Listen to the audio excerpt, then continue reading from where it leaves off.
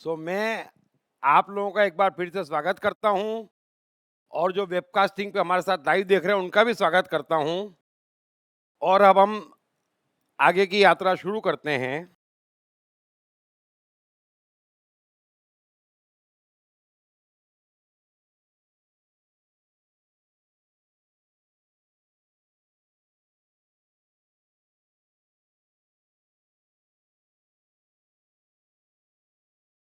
अब जो कृष्ण ने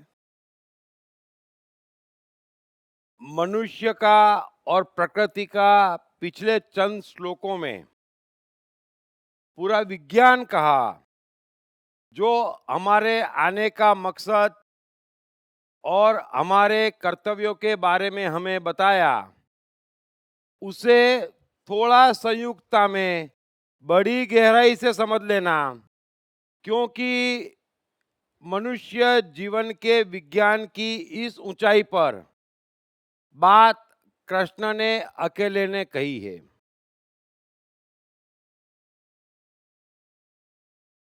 और मैं आपसे वो पूरा विज्ञान पूरी डिटेल में कहूंगा, और शायद कोई पहली बार कहेगा।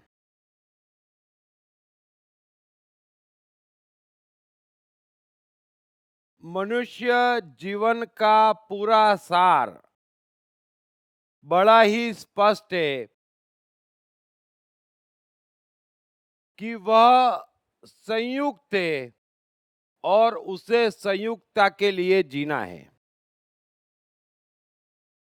मनुष्य को कर्म की स्वतंत्रता है, और कर्म वो चाहे जबान से करे, आंख से करे, शरीर से करे, या कैसे भी करे, कुछ भी कर्म करे,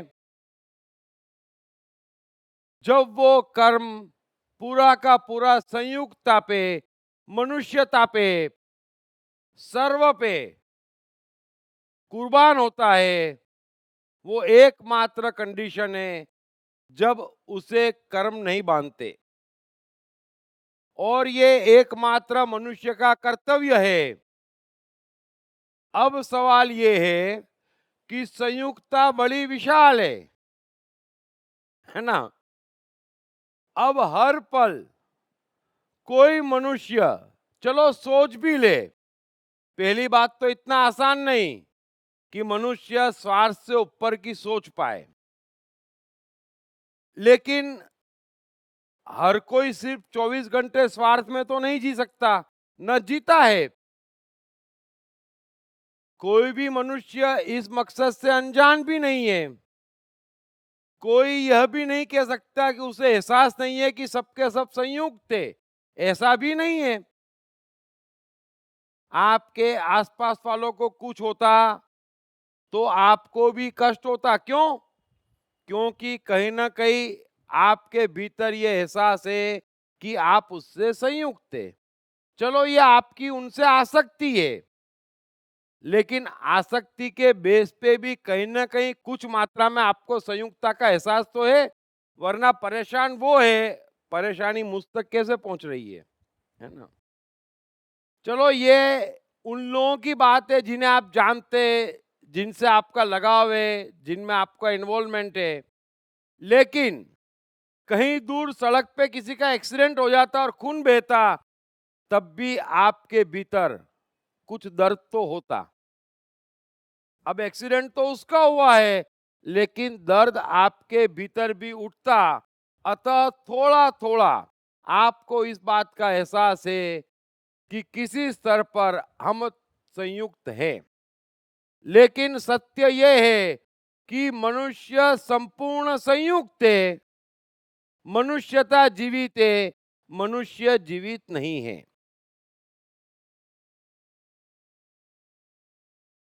अब दो चीजें एक साथ अस्तित्व में है, इस बात को थोड़ा समझ लेना। एक स्व, यानी हम स्वयं, उसके बगैर तो कुछ भी गाड़ी चलने वाली नहीं है। क्योंकि कर्म करना हमें स्वयं है, और करना किसके लिए है? सर्व के लिए। बड़े ध्यान से समझ लेना। कर्म स्व को करना है, स्व को जीवित रखना है, स्व को बढ़ाना है, तो किसके लिए? सर्व के लिए। ये सीधा साधा जीवन का उद्देश्य है। अब सर्व इतना विशाल है कि उसका कैलकुलेशन करना किसी के बस का नहीं है। और जब भी, जो भी और जिससे भी सर्व का जितना नुकसान होता उतना उसको भुगतना पड़ता है, ये जीवन का नियम है। और सबका हाल देखकर पता चलता ही है कि सबके सब अपने लिए जी रहे, अपनों के लिए जी रहे और कष्ट भी पा रहे। और जितने भी सफल हुए, बड़े हुए, महान हुए, उनका पूरा जीवन उन्होंने सर्व पे निछावर किया और वे आगे बढ़ गए। अब ये तो एक बात हुई। दूसरी बात ये समझना कि हम अपने भीतर हैं, पूरी तरह से अपने भीतर हैं, लेकिन जब तक जीवित हैं, हमारा 24 घंटे बाहर की दुनिया से संपर्क रहता है। और कृष्ण पिछले श्लोक में दो बात कह रहे हैं कि हे अर्जुन, अन्न की उत्पत्ति वृष्टि से होती, मनुष्य अन्न से बनता है ना, तो सब कुछ बाहर भी संयुक्त है। हम मनुष्यता के रूप में संयुक्त है और हमसे ये पूरा ब्रह्मांड भी संयुक्त है, लेकिन हमें इसका एहसास नहीं है। सुनते तो हैं हम, कण कण में परमात्मा है, सर्व के लिए जीवन दो, है ना, सर्व हिताय सर्व सुखाय, कहते हैं ना, कहते हैं लेकिन समझते नहीं है। सो कृष्ण पूरी गीता में अब तक क्या कह रहे हैं थोड़ा समझने की कोशिश करना। अब तक उन्होंने अर्जुन से जो कुछ भी कहा उसे टुकड़ों टुकड़ों में याद कर लेना, तो आपको ये पूरा रहस्य समझ में आ जाएगा जो कृष्ण ने अब तक कहा।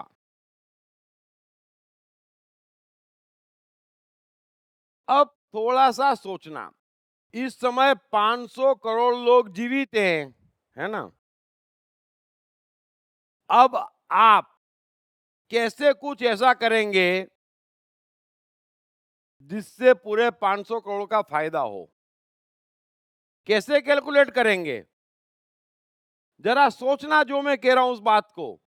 अभी तो हम 2 और 2 4 का कैलकुलेशन करते और उसी में लगे पड़े हैं, है ना। ये करूंगा तो क्या मिलेगा और वो करूंगा तो क्या मिलेगा, और यहाँ क्या लिखा और वो क्या ज्ञान है और इसका क्या और उसका क्या, और ये छोटे मोटे कैलकुलेशन करके शाम तक थक जाते। तो 500 करोड़ के लिए मेरी हर सांस, मेरा हर कर्म पूरे 500 करोड़ को ख्याल में रख के करा जाए, तब जाके आप कर्म बंधन से मुक्त हो सकते।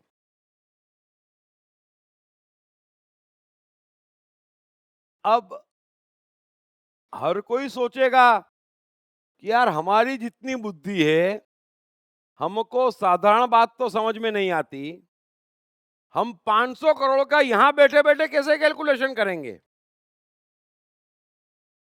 है ना। अब थोड़ा सा पूरी गीता में कृष्ण अब तक अर्जुन से क्या कह रहे हैं, उन्होंने अर्जुन से क्या कहा, उस बात को समझना।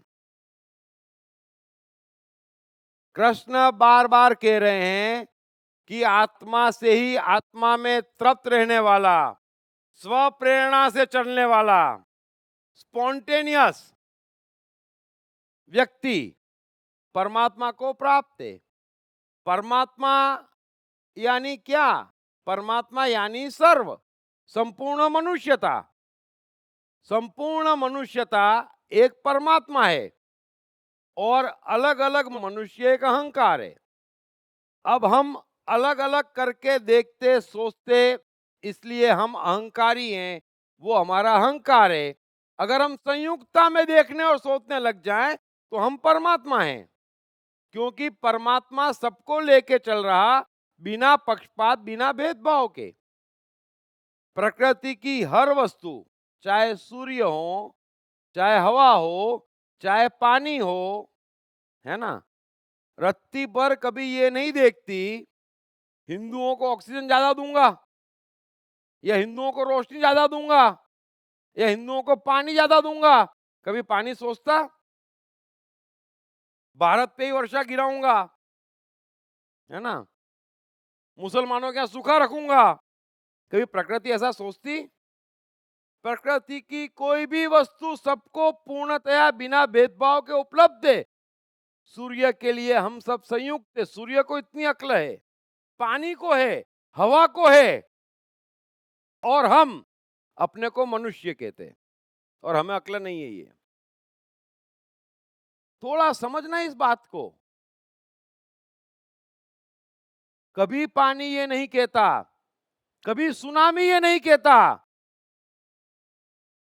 कि मैं एक सीप क्रिश्चियनों को ले जाऊंगा। कहता है?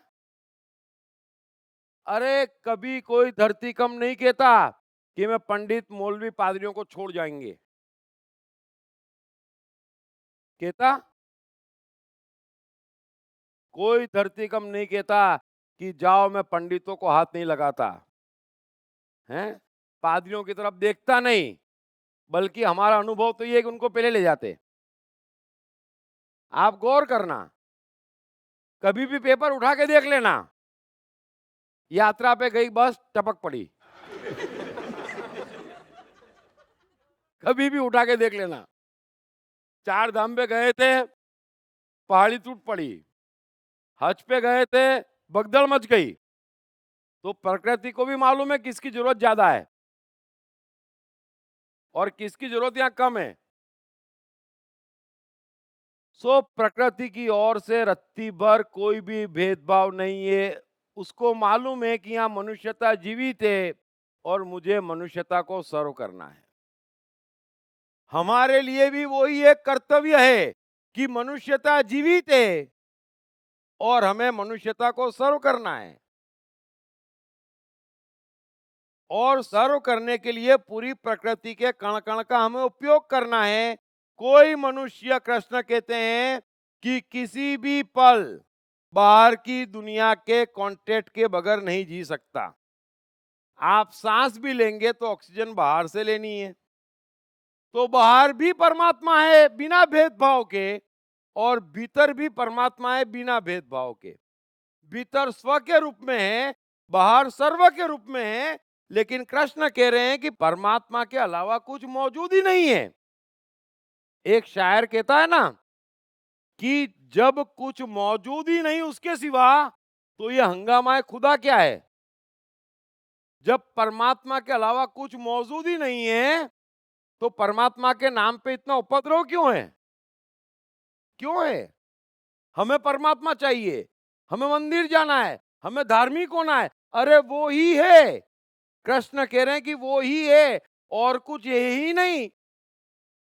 तुम उल्टा कर रहे हो, कुछ जगह मान रहे, कुछ को मान रहे, तो बाकी को मानने से चूक रहे। वो ही है, कण कण में वो है, सब में वो है, लेकिन संयुक्त है, इंडिविजुअल नहीं है।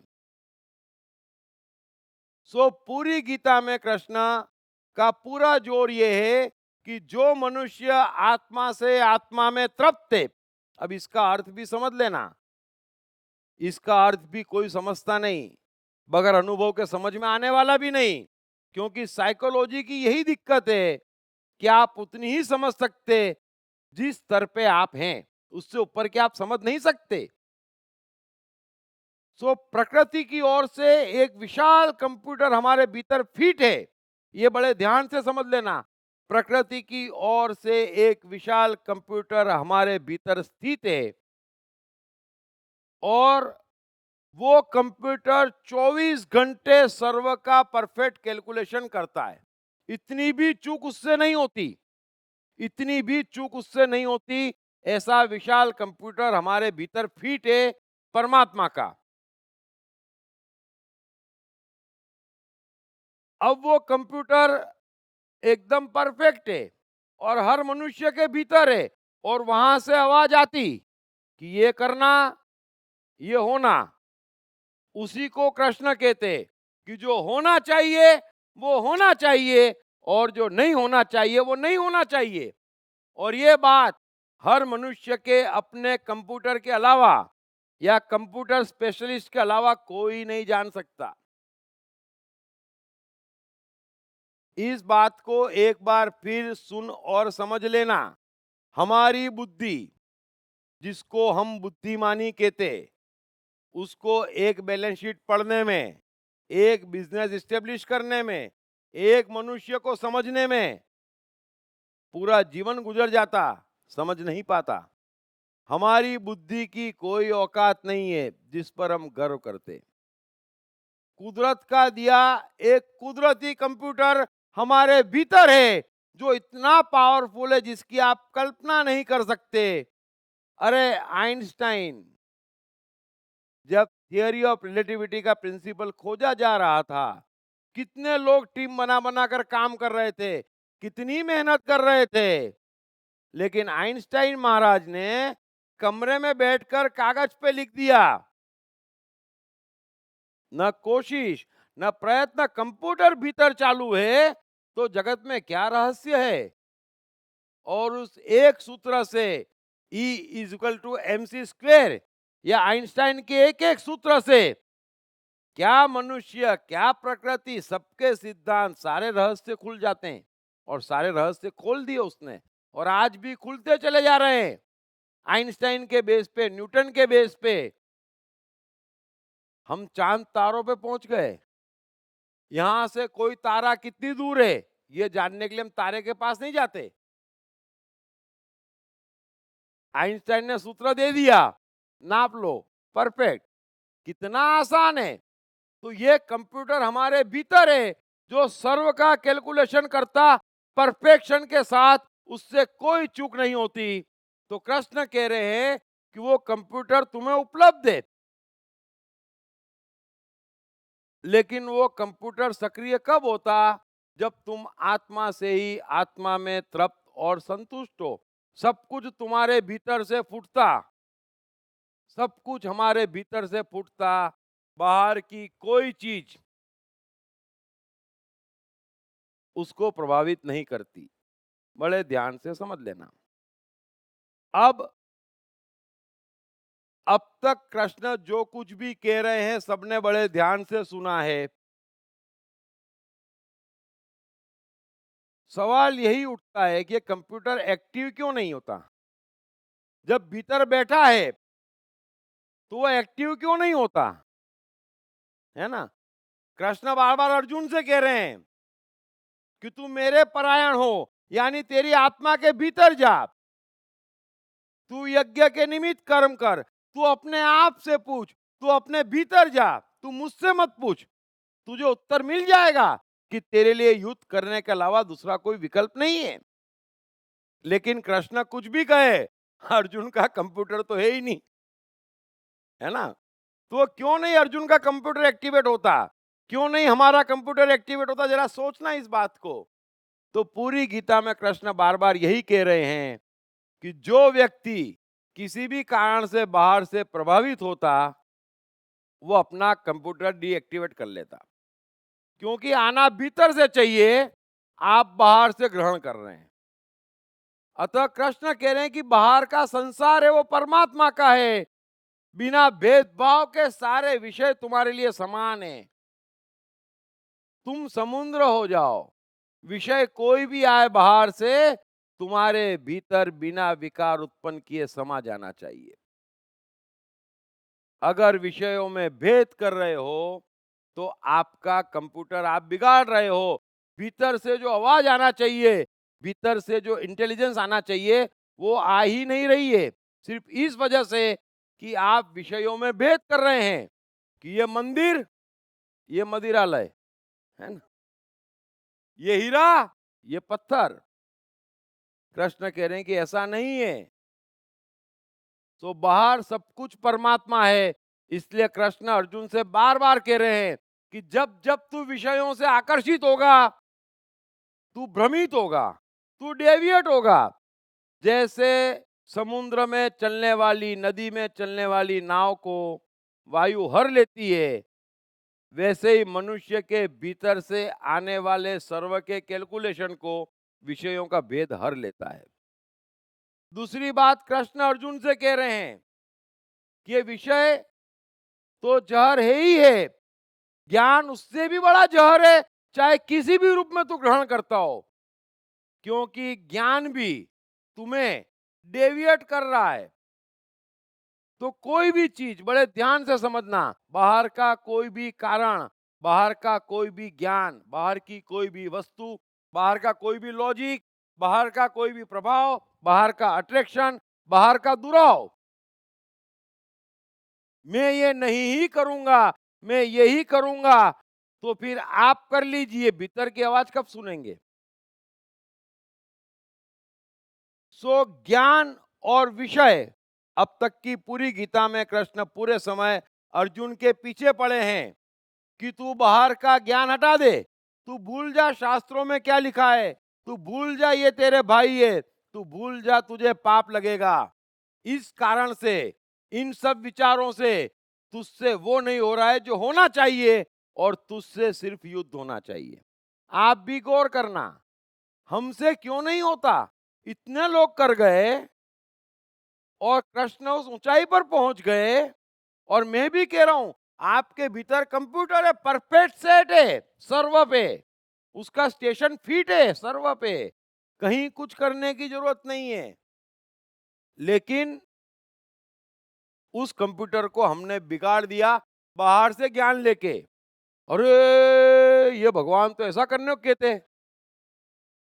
अब तुम्हारा कंप्यूटर कुछ और कह रहा है और वो भगवान कुछ और कह रहे हैं। तुम्हारा कंप्यूटर कुछ और कह रहा है और ये मुनि कुछ और कह रहे हैं। तुम्हारा कंप्यूटर कुछ और कह रहा है और पिताजी कुछ और कह रहे हैं। आप क्या करेंगे?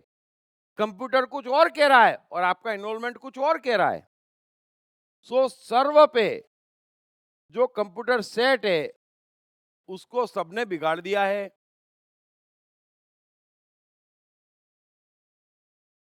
अब दो चीज और समझ लेना इस पूरी बात में। कृष्ण बार बार कहते हैं कि न बाहर किसी चीज में भेद रखना है, न बाहर से रत्ती भर ज्ञान लेना है। तुझे तेरी आत्मा की आवाज सुननी है, उसे जगाना है। मैं भी आपको कह रहा हूं, आपको आपकी चेतना जगानी है। मैं वही कोशिश कर रहा हूं। भीतर तो ऐसा जादू है जिसकी आपको कल्पना नहीं है। उसके लिए आपको विषय काटने हैं, विषयों के भेद काटने हैं, कामनाएं काटनी, आसक्ति काटनी, पसंद नापसंद काटना है। कृष्ण बार बार कहते हैं न कुछ पाप है, न कुछ पुण्य है, न अच्छा है न बुरा है, न सफलता है न असफलता है, न इच्छा है न अनिच्छा है। ये सारे द्वंद हमको करने को उकसा रहे। तो जो भी चीज आपको कुछ करने को उकसा रही या जो भी चीज करने से रोक रही, वो आपको परमात्मा से दूर कर रही। और ये सारे काम हम स्वार्थ में करते। हम ज्ञान इसलिए लेते कि मेरा भला हो जाए। इसमें सर्व तो कहीं आता नहीं। आप अंगूठी भी पहनते तो इसलिए कि मेरा भला हो जाए। आप वास्तु की दीवार भी तोड़ते थे इसलिए कि मेरे वालों का भला हो जाए, है ना? तो अल्टीमेटली स्वार्थ से ऊपर आपका कंप्यूटर जाता नहीं। और ये सारी बातें हम करते हैं, उससे हमारे भीतर का कंप्यूटर शांत बैठा रहता है, जो सर्वर पे चलता नहीं है। अब बाहर का कोई भी विषय कायदे से हमारे भीतर के कंप्यूटर को प्रभावित नहीं करना चाहिए और नहीं करता है। और कृष्ण पूरी गीता में अब तक अर्जुन से यही कह रहे हैं कि तू क्यों बाहर के विषयों से प्रभावित हो रहा है? इतनी बड़ी कौरवों की सेनाएं तो होने दे, तू उससे प्रभावित क्यों हो रहा है? प्रभावित इसलिए हो रहा है कि तेरा कंप्यूटर सर्वर पे सेट नहीं है। तू शास्त्रों से प्रभावित क्यों हो रहा है कि उसने क्या लिखा? अरे लिखने वाले कहाँ हैं तुझे मालूम? नहीं मालूम। तू अपने भीतर झांक, तेरा कंप्यूटर क्या कहता तू वहां झांक। मैं भी आपसे कहता हूं,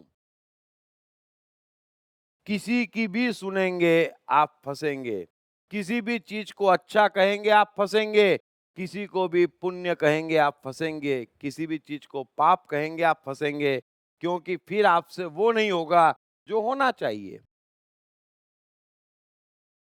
सो जीवन का गणित बड़ा सीधा और साफ है।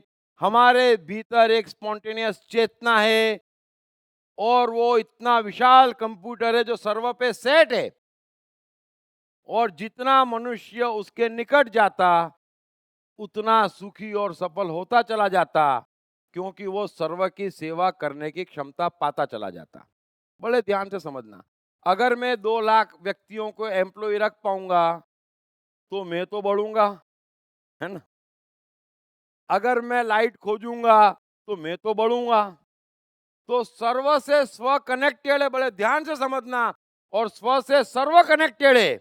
और कृष्ण कह रहे हैं कि स्व और सर्व के बीच में कोई ब्रिज नहीं है, सिर्फ स्व जीवित है और सर्व जीवित है।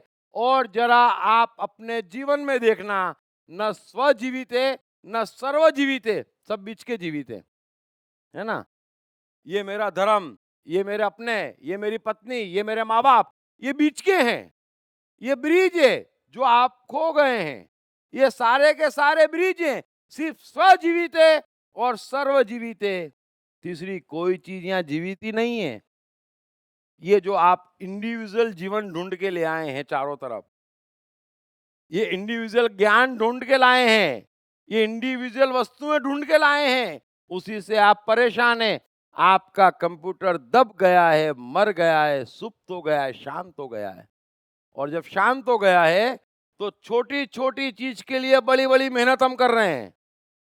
आप सोचें, जो कंप्यूटर 500 करोड़ जीवित लोगों का कैलकुलेशन कर सकता, जो कंप्यूटर सारे के सारे सत्य यूं देख सकता, उस कंप्यूटर को आप क्यों मार रहे हैं?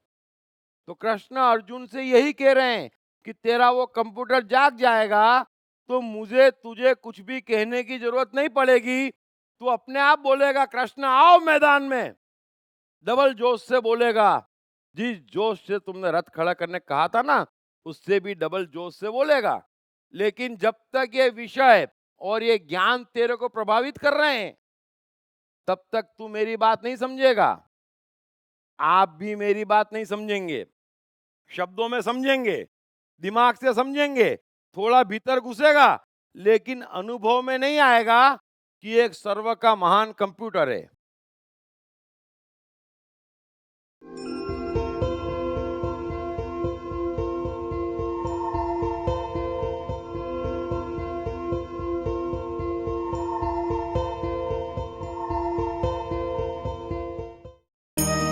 कृष्ण मन और जीवन के मास्टर।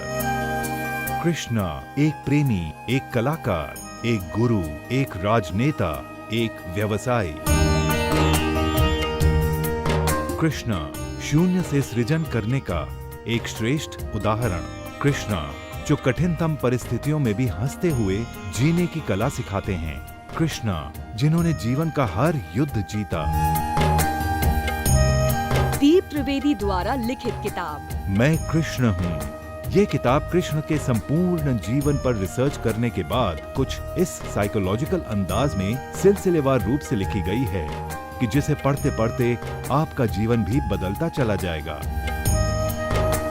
मैं कृष्ण हूँ। ये किताब अंग्रेजी, हिंदी, मराठी तथा गुजराती में एक साथ atmanestore.com साथ ही सभी प्रमुख ई-कॉमर्स साइट्स पर भी उपलब्ध है। अब सर्व का कंप्यूटर जगाने का रास्ता क्या? तो 2 चीजें कृष्ण ने अब तक गीता में कही।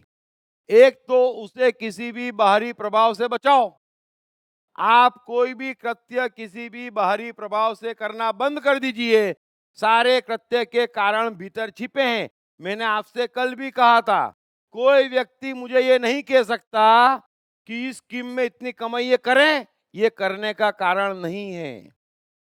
सड़क पे रहना पसंद है, सूखी रोटी खाना पसंद है, लेकिन कर्म करने का ये कारण नहीं है कि मुझे लाभ होगा। बड़े ध्यान से समझना, आपके भीतर के कंप्यूटर में ये कारण नहीं है, ये हमने कारण उपजाए हैं, ये हमारे अपने कारण हैं और आपके कारणों से कुछ भी हो नहीं रहा है।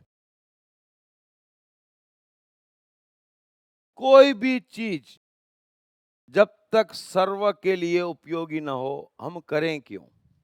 बड़े ध्यान से समझना, कोई भी चीज जो हमारे स्व को तृप्त न करती हो, हम करें क्यों? अगर हम सर्व की सेवा में लगे हैं तो ही कुदरत से हमें अधिकार है कि हम अपने सर्व की सेवा करें। और ये दोनों की जुगलबंदी है, स्व और सर्व का कॉम्बिनेशन है, इन दोनों की जुगलबंदी है। और बीच में जो कुछ भी है ना, वो सब मरने के काम है। और आप 24 घंटे देखना, मरने के काम हम कर रहे हैं। तो कृष्ण कह रहे हैं कि मेरा कोई कर्तव्य नहीं है, स्व और सर्व पे कंप्यूटर सेट है। अब मुझे क्या करना? कोई प्रद्युमन को उठा के ले गया, मेरे पहले बच्चे को, तो मैं क्या करूं? है ना? और कृष्ण का तो जीवन क्या आप कल्पना करेंगे?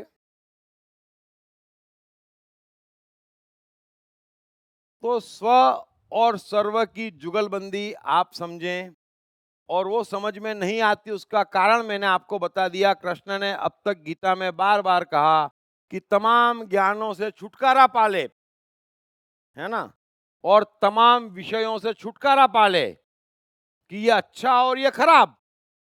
ऐसा नहीं है कि कृष्ण गीता कह रहे हैं 100% गॉड। छल करा, अरे अरे घट गया घट गया घट गया, ऐसा होता है कहीं? अरे कंप्यूटर सेट है, वो छल भी करता तो सर्व के लिए, वो झूठ भी बोलता तो सर्व के लिए, महाभारत में खड़ा है तो भी सर्व के लिए, और यादवास्थली में खड़ा है तो भी सर्व के लिए, और वो रास कर रहा है तो भी सर्व के लिए, और 56 भोग खा रहा है तो भी सर्व के लिए, कि मैं प्रसन्न होऊंगा तो डबल जोर से सर्व की सेवा करूंगा। समझ लेना आप, कृष्ण का बांसुरी बजाना भी सर्व के लिए है। कंप्यूटर सेट है, स्व और सर्व के बीच में कृष्ण का कंप्यूटर सेट है। कृष्ण जब इस संसार में आए, उससे पहले उनके 7 भाई बहन मारे गए, है ना? आप देखिए उनके जीवन की यात्रा, ऊपर से आ रहे हैं, मानिए आप कल्पना करिए, तो आते आते 7 गए, खुद भी मरने को ही आए थे, क्योंकि बेचारे 7 का तो कसूर भी नहीं था, उन बेचारों 7 का तो कोई कसूर भी नहीं था। कंस इंतजार तो कृष्ण का ही कर रहा था, महाराज बच गए। तो कितनी कोशिशें करी कंस ने मारने की, किसी तरह से कंस गया, तो कंस के ग्रैंडफादर जरासंध पीछे लग गए। जरासंध ने कितना दौड़ाया, और कहां कहां दौड़ाया कृष्ण को। चलो ये करते करते महाभारत हुई, कितने वध करे, अंत में यादवास्थली हो गई, और जहां कृष्ण खड़े होते हैं वहां सब कुछ वे करते हैं। ये मत समझना, उनका पूरा परिवार, आप जानते हैं यादवास्थली क्या है? कोई बताता नहीं, सब शास्त्रों में लिखी है।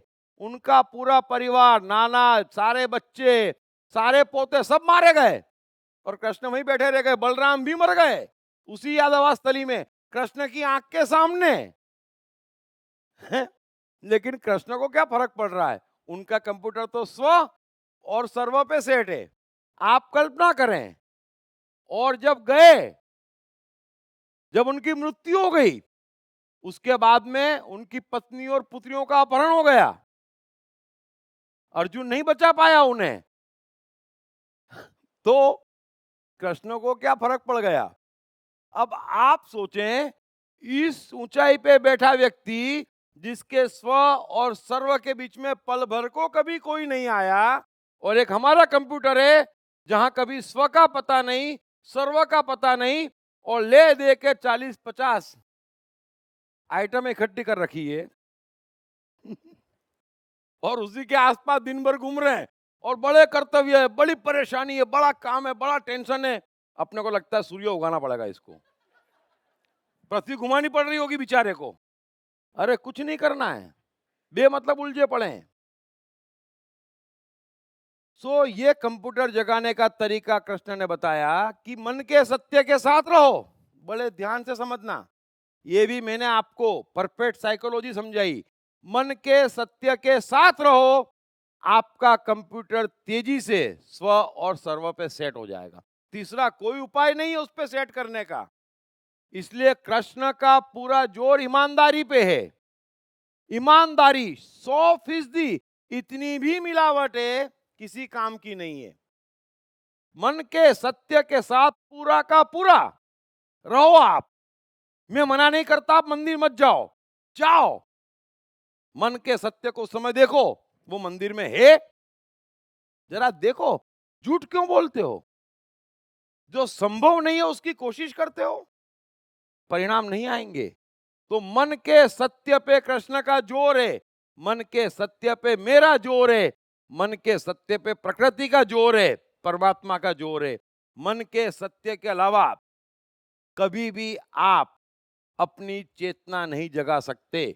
और जो मन के सत्य के साथ रहते हैं उनकी चेतना तेजी से जागती है, या मैं कहूंगा जागी हुई है। इतना आसान नहीं है मन के सत्य के साथ भी रहना। अंदर ईर्ष्या आई और किसी को कह देना तेरे से ईर्ष्या हो रही है। किसी की शक्ल देखते हैं क्रोध आया, तुझे देखते ही क्रोध आता है, कह देना। आसान नहीं है मन के सत्य के साथ रहना भी। लेकिन मन के सत्य के साथ जो पूर्णतः रहेगा उसको कोई तकलीफ नहीं है। और ये संपूर्ण साइकोलॉजी कृष्ण, लाओजू और अष्टावक्र को छोड़ के आज तक किसी ने न समझी न कही, ये भी मैं आपसे बार बार कह चुका हूं। सो युद्ध के मैदान में समझ लेना, जहां अर्जुन खड़ा है और कह रहा है कि मैं अपने भाइयों को मारना नहीं चाहता, ये पाप हो जाएगा। अगर कृष्ण की जगह दूसरा कोई भी होता तो चक्कर में आ जाता, क्योंकि अर्जुन बड़ी मजबूती से अपना केस रख रहा है। और मैं आपसे कह रहा हूं कि अर्जुन का युद्ध के मैदान से भागना हिंसा है। और मनुष्य जाति के इतिहास में कृष्ण एकमात्र व्यक्ति हैं जो पूर्ण अहिंसा में जीवन भर स्थित रहे हैं। ये भी मैं आपको इसी श्लोक में यहीं पर समझाऊंगा, क्योंकि हिंसा अहिंसा, धर्म अधर्म, पाप पुण्य में बड़े भेद है, समझ में नहीं आती। और फिर क्या की क्या, क्या की क्या, क्या की क्या बातें करके परेशान होते और परेशान करते। सो कृष्ण गीता में बार बार अर्जुन से कह रहे हैं कि कर्मों में निश्चयात्मिका बुद्धि एक होती है। कह रहे हैं ना बार बार। वो निश्चयात्मिका बुद्धि क्या है कि मेरा कंप्यूटर सेट हो गया सर्व पे और स्व पे, अब उससे जो होना है वो होगा और जो नहीं होना है वो नहीं होगा, बात समाप्त हो गई। और ये स्व और सर्व आप हमेशा के लिए ध्यान रख लेना। अब अगर हमें विषयों में भेद है और बाहर से अनेक ज्ञान आपने ग्रहण कर रखे हैं, तो आपकी निश्चयात्मिका बुद्धि कभी एक नहीं हो सकती, है ना। हमेशा आप संशय में रहेंगे कि ये अच्छा ये बुरा, ये पाप ये पुण्य, ये करूं ये ना करूं। कृष्ण अर्जुन से कह रहे हैं कि सारे संशय काट डाल, एक निश्चय से युद्ध के लिए खड़ा हो जा, क्योंकि युद्ध के अलावा दूसरा कोई भी विकल्प न परमात्मा को मंजूर है, न मुझे मंजूर है, न तेरे हित में है, न सर्व के हित में है। ये हिंसा है। तू कह रहा है कि मैं नहीं मारूंगा, नहीं मारना में ही पूरी की पूरी हिंसा समा जाएगी। और ये सिर्फ कृष्ण समझ सकते, मैं अच्छे से समझता और मैं आपको समझाना चाहता हूं। सो मन के सत्य को समझ लेना, मन के सत्य के साथ रहना, अपने और दूसरे के मन के सत्य का साथ देना बिना कैलकुलेशन के कि इसमें नफा क्या, नुकसान क्या, लाभ क्या, हानि क्या, है ना, क्या पाप क्या पुण्य, ये तो आप सदियों से सोचते आ रहे हैं। मैंने आपसे इतना ही कहा, हमारी बुद्धि इतनी छोटी है, क्या वो पाप पुण्य कैलकुलेट कर लेगी? क्या वो हिंसा हिंसा कैलकुलेट कर लेगी? हैं? क्या लाभ हानि कैलकुलेट कर लेगी? अरे कर लेती होती तो इतनी हानियां कैसे घुस गई? हम जिसको लाभ पकड़ के लाते वही तो हानि हो रही है। सो हम कैलकुलेट नहीं कर पाते, हम कैलकुलेट नहीं कर सकते, इतना मान लो। तो फिर क्यों कैलकुलेट करते हैं? सो मन का सत्य आपका ईश्वर के निकट है और आपके सारे कैलकुलेशन, सारा ज्ञान, सारे भेद ईश्वर से रिवर्स गियर में खड़े हैं, बिल्कुल अपोजिट खड़े हैं। इसलिए कृष्ण कहते हैं कि किसी भी चीज से इनकार कि आप अपनी पोजीशन से गिर जाएंगे, फिर आपसे इस जन्म में जो होना है वो नहीं होगा और जो नहीं होना है वो हो जाएगा। तो जीवन का खेल है इस पल। मेरे पास जीने के लिए एक ही पल है, आपके पास भी जीने के लिए एक ही पल है। आप एक ही पल में जी सकते और उस एक पल में आप एक ही कार्य कर सकते। और आपका कंप्यूटर इतना परफेक्ट है कि वो जज कर लेता कि इस पल में मुझे सर्व को ध्यान में रखते हुए क्या करना है, और वो उससे हो जाता। बड़ा सिंपल जीवन है, ऑटोमेटिक है। कृष्ण कह रहे हैं कि कहीं बाधा नहीं है ना। इसलिए ज्ञानी कभी किसी कर्म से इनकार नहीं करता और कर्मयोगी हर कर्म का प्रारंभ करता है। आप सारे पुराने श्लोक कृष्ण के याद कर लो अब। सो मन का सत्य हमारे अपने परमात्मा के निकट है। सबके मन का सत्य बिना फात के परमात्मा के निकट है। और जितना ये ज्ञान और विषयों में भेद है और जितनी ना है और जो पल आया नहीं उसका तय किया है जिसने भी, समझ लेना, जो पल आया ही नहीं मैं उसका कैसे तय कर सकता कि मैं हर सोमवार मंदिर जाऊंगा? कैसे तय कर सकता? लो, आप मंदिर जाने को निकले और बच्चे का हाथ कट गया, आप क्या करेंगे? तो आप कहेंगे नहीं फिर डॉक्टर के पास जाना जरूरी है। तो वही तो हम कह रहे हैं, कब क्या करना ये भीतर से आएगा। सारे समय संजोग परिस्थिति मिलकर तय करते भीतर से कि इस पल क्या करना श्रेष्ठ है। हम तय करते, आप तय करते। और कृष्ण कह रहे हैं कि जो ऐसा तय करते उनके भीतर भावना नहीं होती। ये भीष्म तय करते, ये युधिष्ठिर तय करते, मैं सत्य ही बोलूंगा। अरे तो फिर आपसे 1000 गलत कर्म हो जाएंगे। तो आपको कौन से पल, कौन सा कर्म आपके सर पे आ जाए ये आपको नहीं मालूम, लेकिन जो होना है वो होना है। फिर वो चाहे महाभारत क्यों ना होना हो, समझ लेना वो होना है। उसमें शास्त्र क्या करेंगे, उसमें ज्ञान क्या करेगा, उसमें हिंसा क्या करेगी, ये सब चीजें आ कहां से गई? मुझे सर्व के हित में जो करना है करना है। 1000 को बचाने के लिए 10 को मारना है तो मारना है। मैं ये थोड़ी कह रहा हूं मुझे मारना ही मारना है, समझ लेना। सो कृष्ण कह रहे हैं कि आप ओपन रहें, ना किसी चीज के लिए भी कहेंगे तो बार बार फंसेंगे, क्योंकि उस समय आपसे कई करने योग्य कर्म छूट जाएंगे। क्योंकि आपने तो प्रतिज्ञा ले रखी है ना, कि मैं तो हर सोमवार हर शुक्रवार सुबह 6 बजे उठूंगा, 5 बजे उठूंगा, 3 घंटे ध्यान करूंगा। ये प्रतिज्ञा है। क्यों? अरे भाई उठूंगा तब उठूंगा, है ना। अब सर दुख रहा है तो भी ध्यान में बैठूंगा।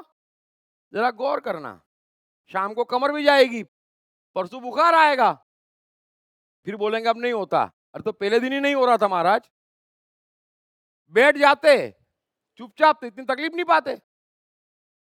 तो समय संजोग परिस्थिति तय कर लेती कि इस पल क्या श्रेष्ठ है, वो आपसे होना चाहिए। और मन के सत्य के खिलाफ कोई जा ही नहीं सकता। और कृष्ण का जोर ये है, समझ लेना, और मेरा भी जोर है, जो मन के सत्य को नहीं जानता अपने, वो परेशान है। जो मन के सत्य को जान के भी उसके साथ नहीं रह पाता वो परेशान है। ये पहली सीढ़ी है और ठीक नेक्स्ट सीढ़ी परमात्मा की है, फासला ही नहीं है। फिर मन का सत्य कैसा भी हो कुछ फर्क नहीं पड़ता है। कृष्ण स्पष्ट कह रहे हैं कि संपूर्ण मनुष्य समुदाय प्रकृति जनित गुणों द्वारा कर्म करने के लिए बाध्य किया जाता है। और आगे कृष्ण इसमें और डिटेल में काफी चीजें कहेंगे, तब मैं आपसे कहूंगा। लेकिन मन के सत्य को मत छोड़ना। एक महान संत थे गुरुजी, शायद कईयों ने नाम सुना होगा। वे भी मन के सत्य को जानते थे कि मनुष्य अल्टीमेटली मन का सत्य है, उसके खिलाफ जाएगा तो सर्वनाश करेगा, खुद का भी और दूसरे का भी, ये नियम है। तो उनके यहाँ कोई भी शिष्य आता ना शिक्षा लेने, तो पहले बोलते तो दारू पी, क्योंकि उसके बगैर तो सच बोलेगा नहीं।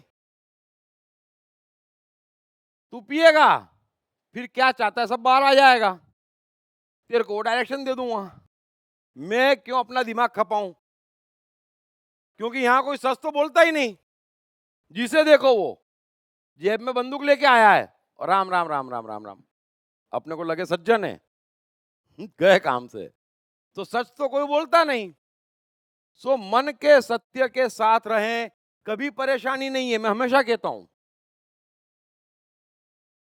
अगर मजनू लैला के पीछे पागल हो गया तो दुनिया वालों ने मिलने नहीं दिया। उसके मन का सत्य लैला थी, मिलने नहीं दिया, जीवन भर दीवानों की तरह घूमता रहा, पागल हो गया, है ना। वही हीर रांझा के साथ हुआ, वही शीरी फराद के साथ हुआ। मैं आपसे कह रहा हूं, उनके माता पिता साइकोलॉजी में कमजोर थे। कोई बच्चा कहे ये मुझे लैला नजर आती, कर ले शादी, तेरे को इससे नहीं करनी मत करे, कर ले उससे, साल भर बाद आएगा गलती हो गई। मजनू को लैला मिल जाती तो क्या होता, साल भर बाद पिताजी के पास आता, पिताजी आप ठीक कहते थे, है ना। ये नहीं मिली उसकी सारी परेशानी है। तो मन के सत्य के साथ सब चीजें खुल जाती, सब चीजें सेट हो जाती। लेकिन मन के सत्य के खिलाफ हम मजनू बन जाते। और कृष्ण है, गुरुजीएफ है, लाओत्जू है, अष्टावक्र है, वहां कोई भी ऑर्डिनरी आदमी जा नहीं सकता। ये जितने गुरुकुल खुले हैं ना, ये जितने संत मौलवी पादरी दिख रहे हैं, ये जितने शिष्य थे जिनके पास, उन्हें मन का सत्य नहीं मालूम था। और बगैर मन के सत्य के जो धार्मिक हो जाते, जो प्रवचन देते, तो शास्त्र लिखते, तो आप सारे के सारे संसार के शास्त्र पढ़ लेना बिना अपवाद के। नरक की कल्पना है, और कैसी कैसी कल्पना है। फ्राई करेंगे, कोड़े पड़ेंगे, क्यों महाराज, ये क्यों लिखे आपने, और कहां से ऐसे विचार आए? क्योंकि भीतर धर्म नहीं था, लेकिन पहुंच गए। मन के असत्य में पहुंचे लोगों का खिलवाड़ है ये। मन के सत्य में पहुंचे लोग ऐसी बातें नहीं करते, है ना। मन के सत्य में अगर स्त्री नहीं है तो शास्त्रों में कभी उर्वशी और मेनका नहीं आ सकती, ये समझ लेना। तो कृष्ण के गुरुकुल में कोई जा नहीं सकता, क्योंकि कृष्ण जानते न किसी को परमात्मा चाहिए, न किसी को मोक्ष चाहिए। और मैं आपसे कहता हूं, ये भी सत्य समझ लेना, अभी यहां पे कोई आ जाए और बोले चल ये तेरा आखिरी पल, हमेशा के लिए मुक्त, आप बोलेंगे महाराज नहीं चाहिए मुझे, 20 जन्म और चाहिए। अभी तो क्या बात कर रहे हैं आप, किसको मोक्ष चाहिए? फिर झूठ। अरे क्या तकलीफ है यहां जो मोक्ष चाहिए? तो कृष्ण जीते जी मुक्त हैं, हम जीते जी मुक्त हैं, इस बात को आप समझ लें।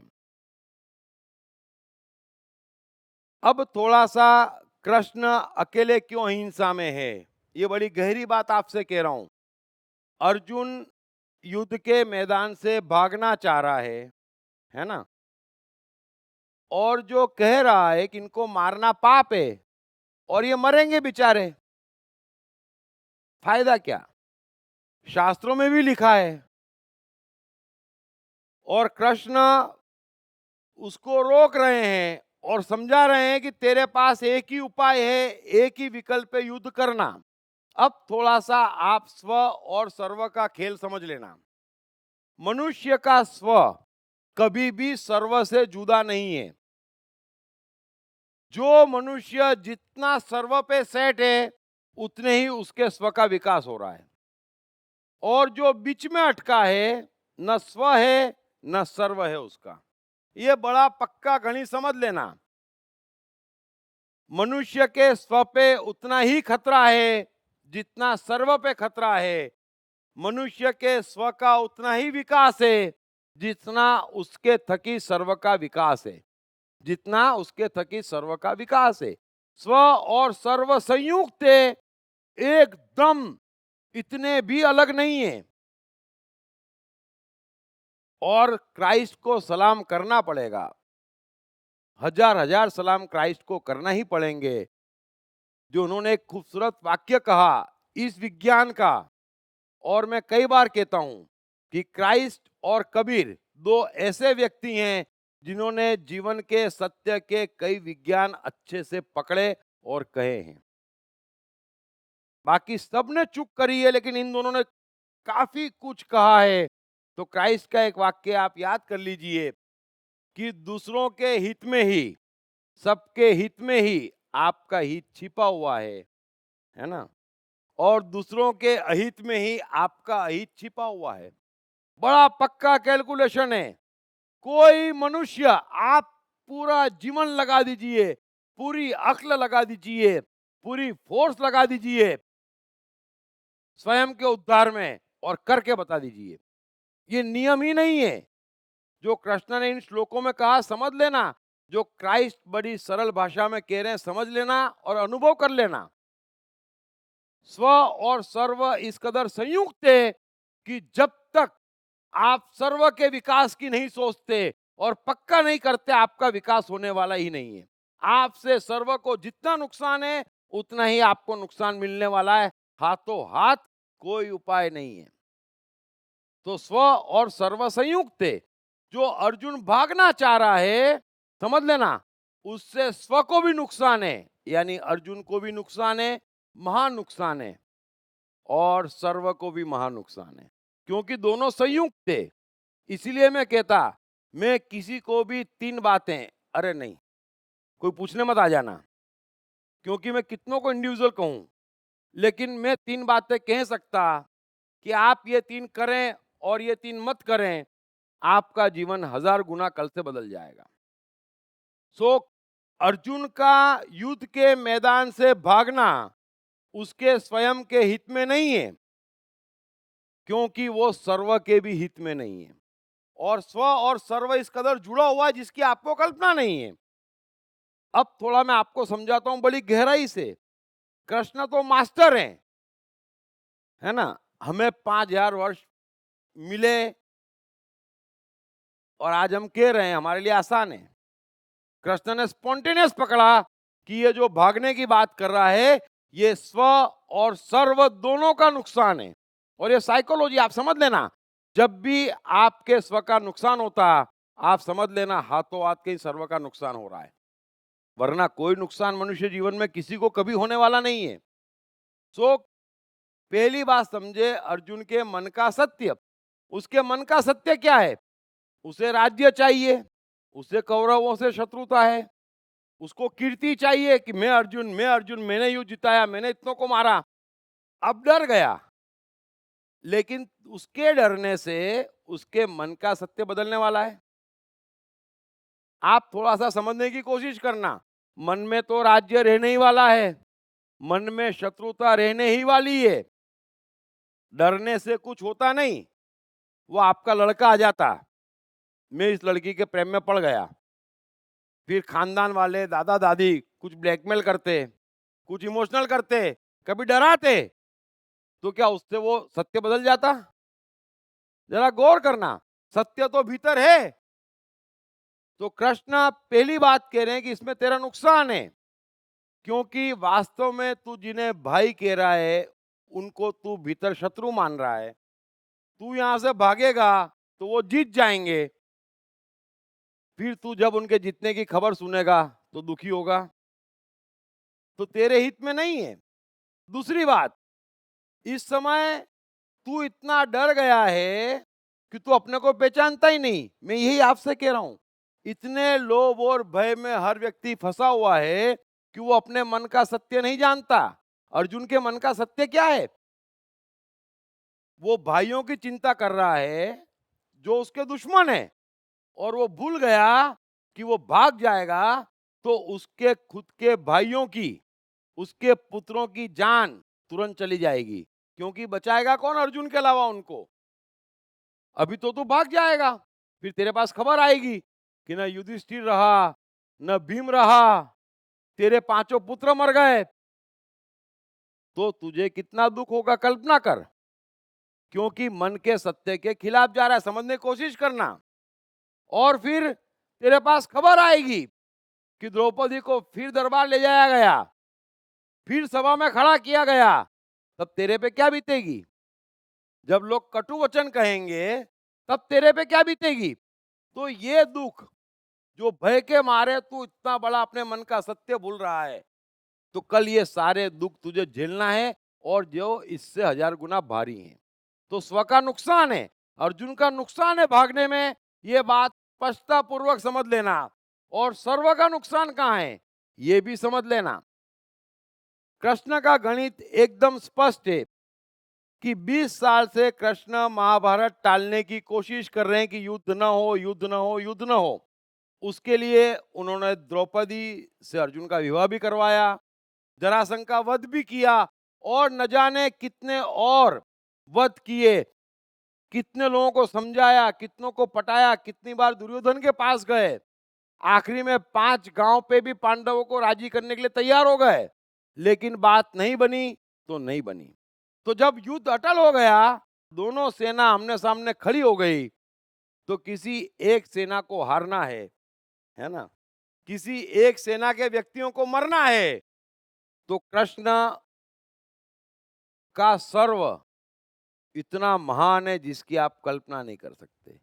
तो कृष्ण ये नहीं देख रहे हैं कि जो सामने है वही सर्व है। कृष्ण ने एक श्लोक में कहा था, आप याद कर लेना, ये ऊंचाई अकेले कृष्ण ने पाई है कि हे अर्जुन, मैं अब तक आए सारे मनुष्यों को जानता हूं, जो है उनको भी जानता हूं, और जो आने वाले उनको भी जानता हूं। और बड़ा सादा है, बड़ा सिंपल है ये जानना, क्योंकि अल्टीमेटली मनुष्य साइकोलॉजी की कंटिन्यूटी है। तो कृष्ण कह रहे हैं कि मैं तीनों को जानता हूं, और तीनों के कैलकुलेशन करके मेरे भीतर से व्यवहार आते हैं। बड़े ध्यान से समझना। तो अगर युद्ध में कौरव जीत गए, तो अगले हजारों साल तक जिनके मन में फितूर है, जिनके मन में बदमाशियां है, जिनके पास सत्ता है, वो वे सारे कृत्य करते रहेंगे जो कौरव करते आ रहे हैं। इसलिए कौरवों का विनाश सर्व की भलाई में है। दो में से एक का विनाश होना ही है, तो कौरवों का होना सर्व की भलाई में है। तो कृष्ण अर्जुन से यही कह रहे हैं कि तू यज्ञ के निमित्त कर्म कर, जिसमें स्व और सर्व दोनों की भलाई है। बाकी तू बीच की जितनी बातें कर रहा है उसको निकाल दे, तो ये बात तुझे बड़ी आसानी से समझ में आ जाएगी कि जो स्व का नुकसान है वही सर्व का नुकसान है, और जो सर्व का नुकसान है वही स्व का नुकसान है। और मुझे नहीं लगता कि ये बात समझने में किसी को कष्ट आए। तो कृष्ण कह रहे हैं कि तू रण नहीं छोड़ सकता, क्योंकि उसमें तेरा और सर्व का दोनों का नुकसान है। हे अर्जुन, मैंने रण छोड़ा था, लेकिन उसमें स्व और सर्व दोनों का फायदा था। अगर मैं रुकता तो मेरे पास तो सेना ही नहीं थी, तो जरासंध मेरा सफाया कर देता, और जो छोटी मोटी मथुरा की सेना थी वो भी बेमौत मारी जाती। तो कृष्ण का भी बचना और मथुरा की सेना का भी बचना, यानी स्व और सर्व दोनों का फायदा था अगर मैं भाग जाऊं, क्योंकि जरासंध को मतलब मुझसे है।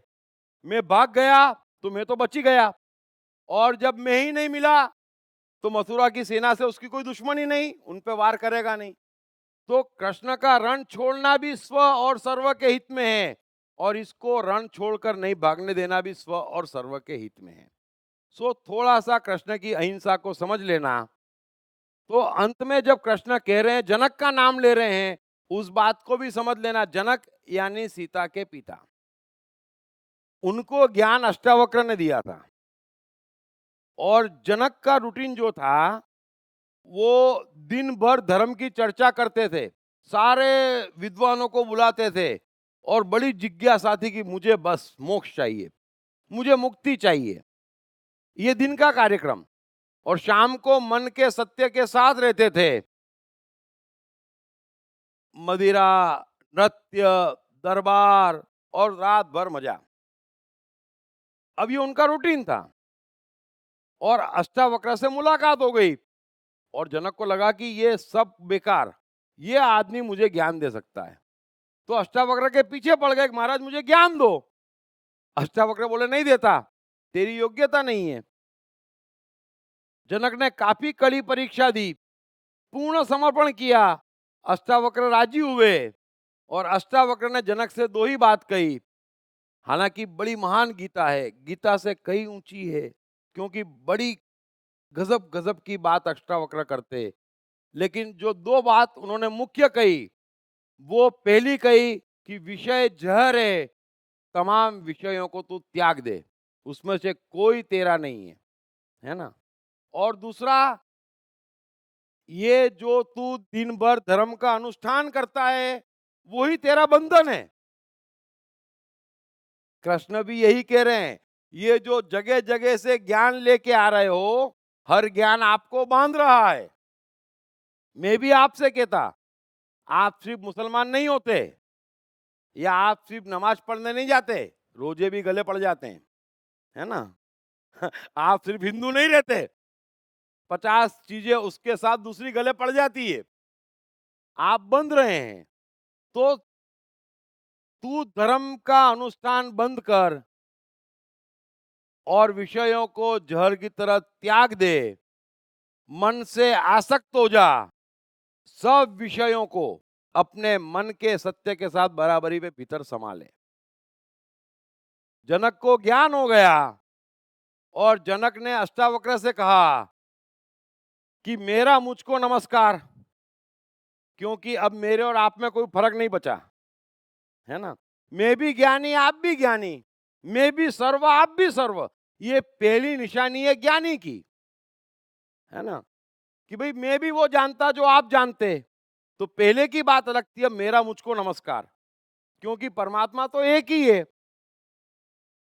अष्टावक्र को लगा ये बात तो बिल्कुल ठीक कह रहा है, ऐसी बात सिर्फ ज्ञानी कर सकता, क्योंकि अज्ञानी बोलेगा मेरा आपको नमस्कार। बड़े ध्यान से समझना, मेरा मुझको नमस्कार, ये भीतर तक जिसको एहसास हो जाएगा कि सब संयुक्त है, वही कहेगा। फिर भी अष्टावक्र ने बोला चेक करो।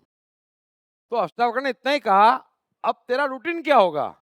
बोले महाराज मैं दिन में फ्री हो गया, है ना, कोई शास्त्रार्थ की जरूरत नहीं, कोई धर्म की जरूरत नहीं, कोई विद्वानों की जरूरत नहीं। तो दिन में अपना स्वधर्म निभाऊंगा, यानी राजपाट अच्छे से करूंगा और सबकी सेवा करूंगा। और क्योंकि दिन भर इतनी सेवा करूंगा, तो रात को जो रूटीन का मेवा है वो खाता रहूंगा। क्योंकि अब मुझे आसक्ति नहीं है ना। क्योंकि मैं इनकार कैसे करूं, मुझे ज्ञान हो गया, अब मैं इनकार क्यों करूं और कैसे करूं। तो सारे भोग बिना विकार के भीतर समा जाते। सो कृष्ण जो कह रहे हैं स्व और सर्व, सजीव और निर्जीव, सब में संपूर्ण परमात्मा है, बिना भेदभाव, बिना पक्षपात के, ये बात जन्म उतार लेना। और कृष्ण ये कह रहे हैं कि स्व स्वभाव से ही सन्यासी है, स्व स्वभाव से सन्यासी है। और सन्यास लेने, यही बात अष्टावक्र भी कहते और लाओजू भी कहते, कि सन्यास लेने कहीं जाने आने की जरूरत नहीं है, कुछ भी बदलने की जरूरत नहीं है ना। जितने भेद है वो हटा दो और विषयों को संभालो। कहीं जाने आने की जरूरत नहीं है, कुछ छोड़ने पकड़ने की जरूरत नहीं है। सिर्फ उनसे जो कनेक्शन बिठा रखा है वो आपका अज्ञान है। स्व में कोई चीज समा ही नहीं सकती, न कुछ आप पा सकते न खो सकते। इतना ज्ञान हो जाए तो फिर क्या डरना और किससे डरना और किस बात के लिए डरना। तो स्व स्वभाव से सन्यासी है। आप पूरी कृष्ण की साइकोलॉजी समझ लेना, अंतिम ऊंचाई है कि स्व स्वभाव से सन्यासी है। और अगर आपका स्व स्वभाव से सन्यासी नहीं है तो क्या होगा? तो फिर आप हिंदू को पकड़ेंगे, मंदिर पकड़ेंगे, आश्रम पकड़ेंगे, संसार बसा लेंगे, शिष्य पकड़ लेंगे, तो आप पकड़ रहे हैं, हिमालय जाएंगे तो हिमालय पकड़ लेंगे। अगर आपका स्व संन्यास है तो जहां है वहीं उपलब्ध है। जनक जहां है वहीं सन्यासी हो गए। कुछ फर्क नहीं करना, कुछ भेद नहीं करना। पहले ये मान रहे थे कि मैं ऐसा हूं, अब मान रहे हैं परमात्मा ने मुझे ऐसा बनाया। समझ लेना, लेकिन इतना आसान नहीं है। वो अष्टावक्र गीता पूरी सुनने पे ही ऊंचाई आती। तो स्व स्वभाव से सन्यासी है, स्व स्वभाव से सन्यासी है। संसार की कोई आइटम उसमें आ नहीं सकती। रहना हमें संसार में है, संसार की आइटम से मिलने के बगैर हम जी नहीं सकते। तो जब जिससे मुलाकात हो उसे इस कदर गले लगा लो तन मन धन से कि उसका आनंद लो। जैसे वो बिछड़ जाए उसे भूल जाओ और बात समाप्त। तो बाहर भी जियो, भीतर भी जियो। स्व का ध्यान रखोगे तो अपने आप सर्व का भला होगा। सर्व का भला करोगे तो स्व का ध्यान रख पाओगे। और बीच में अगर ब्रिज बनाया तो गए काम से। So thank you very much. मैं उम्मीद करता हूँ आपके क्वेश्चन हो तो लेता हूँ। मैंने अपनी तरफ से पूरी कोशिश करी ज्ञान देने की, समझाने की सूत्र। और फिर भी होगा तो वापस क्वेश्चन शुक्रवार को ले लूंगा मैं, अगर टाइम ज्यादा हो गया हो तो।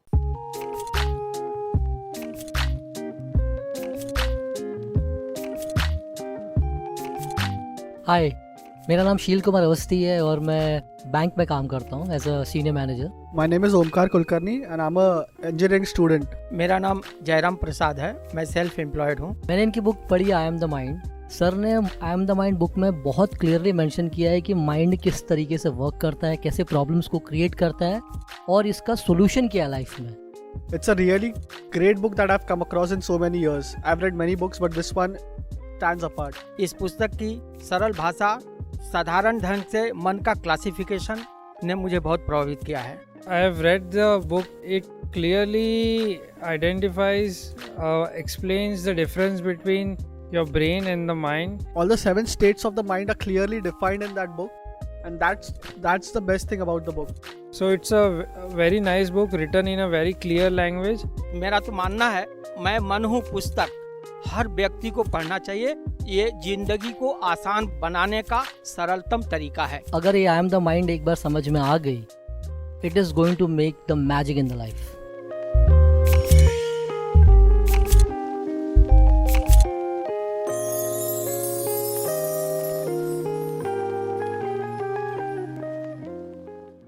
हाँ हेलो।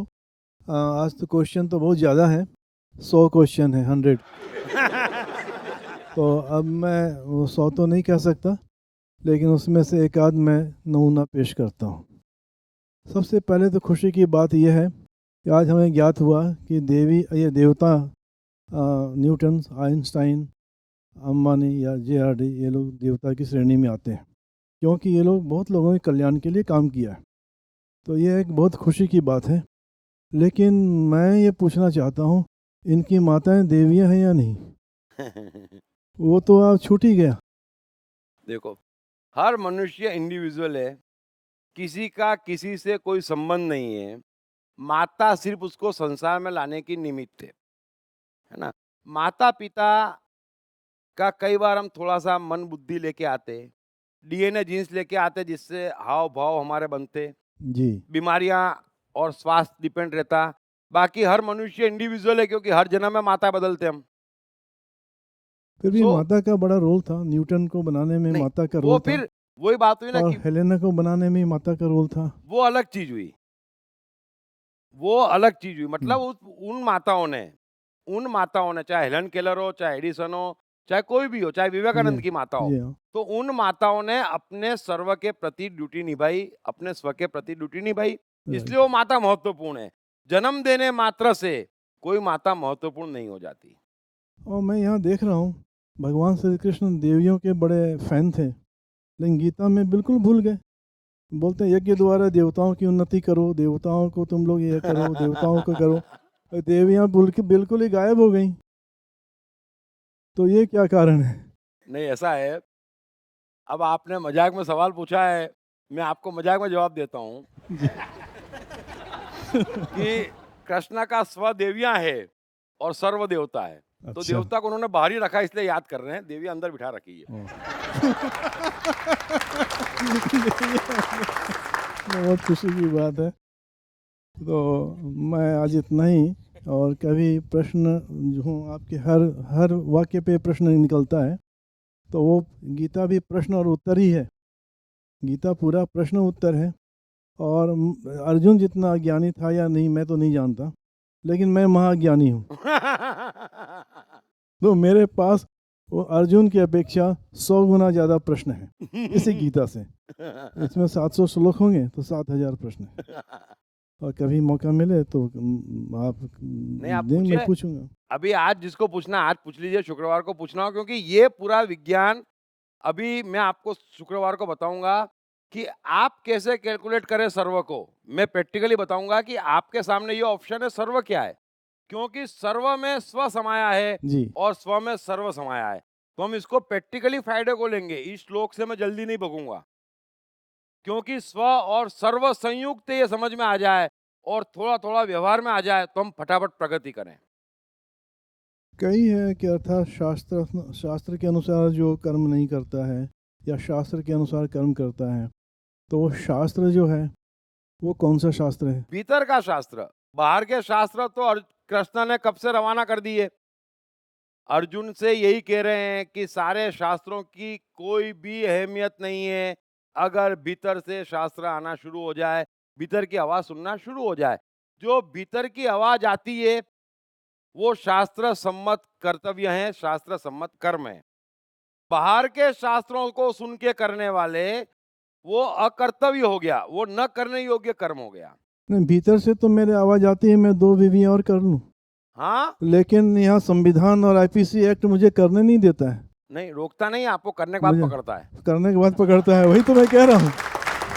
तो वो भीतर का आपको शास्त्र तो यही कहता है, प्रकृति की लेकिन ओर मैं कर नहीं सकता, वो बाहर के शास्त्र से बंधा हुआ हूँ। नहीं, बाहर के शास्त्र से नहीं बंधे हैं, आप अपने भय से बंधे हैं। देखिए, मनुष्य जैसे कृष्ण है ना, मेरे से भी कोई चीज छिप नहीं सकती। जी तो कोई हमको बांध तो सकता ही नहीं है, लेकिन बांध कौन रहा है? हमारे अपने डर, भय, कैलकुलेशन। जी हाँ। तो इसमें समय क्यों बिगाड़ना? वो आप है नहीं, वो होना नहीं है। कृष्ण भी अर्जुन से यही कह रहे हैं, शास्त्र भाई ये वो, अंत में तो तुझे युद्ध ही करना है, नहीं तो डबल से मरना जी है ना। सो बड़ा ही सिंपल जीवन है। हम इसी श्लोक पे आएंगे, स्व और सर्व का ध्यान रखेंगे तो सबका उद्धार हो जाएगा। बीच में बस वो आपको मैं शुक्रवार को हाँ बहुत डिटेल में हाँ, समझाऊंगा। धन्यवाद बीच में हम धन्यवाद। मरते हैं, कर्तव्य से ये तो भटकते हैं। प्रश्न बहुत निकलेंगे, अब समय सर। नहीं है, बहुत कम समय है। हाँ सर हाँ, पूछिए पूछिए प्रश्न। कौन इधर। पूछ रहा है? इधर। किधर पूछ रहा है? अच्छा, तू पूछ रहा है बेटा? हाँ अरे तो कमाल है यार। सर, मुझे पूछना था, कल के सेशन में, पर कल भूल गया, आपने बोला कि नदी के जैसे नहीं होना चाहिए, पर पहले ही भगवत गीता के स्टार्टिंग में आपने बोला कि मन नदी के जैसे बहना चाहिए। वो मन के लिए बोला कि मन कैसा होना चाहिए, तो नदी जैसा होना चाहिए, बहना चाहिए, रुकना नहीं चाहिए, है ना। हम रुक जाते हैं, हम हर जगह रुके हुए हैं, तो मन रुकता नहीं है, मन बहना चाहिए, है ना।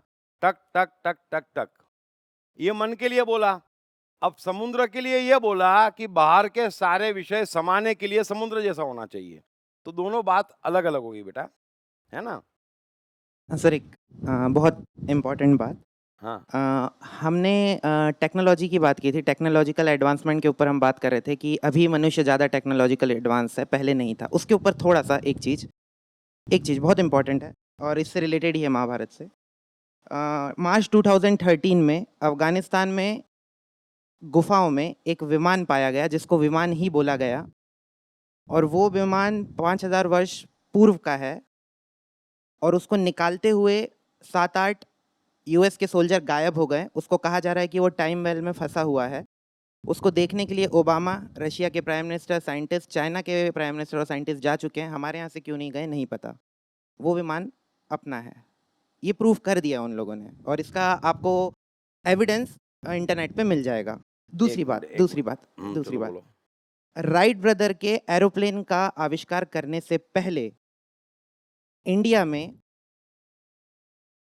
इंडियन साइंटिस्ट ने विमान का ऑटोमेटिक रिमोट कंट्रोल विमान का सफल परीक्षण किया था, और उसी के ब्लूप्रिंट राइट ब्रदर को अंग्रेजों ने दिए थे। इसका प्रमाण आपको श्री राजीव दीक्षित के वीडियो में मिल जाएगा ऑनलाइन।